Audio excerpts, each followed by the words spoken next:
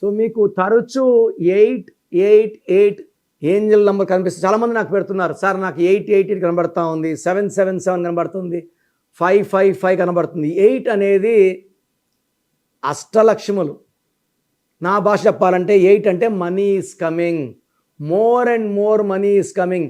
8న పుట్టారు రేవంత్ రెడ్డి గారు, 8న పుట్టారు అల్లు అర్జున్ గారు, 8 రాజశేఖర్ రెడ్డి గారు. సో వాళ్ళు డబ్బులోనే ఉన్నారు, పేరులో ఉన్నారు.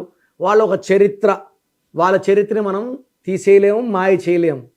So 888 money is coming, money is coming, money is coming. మొత్తం కూడితే 24.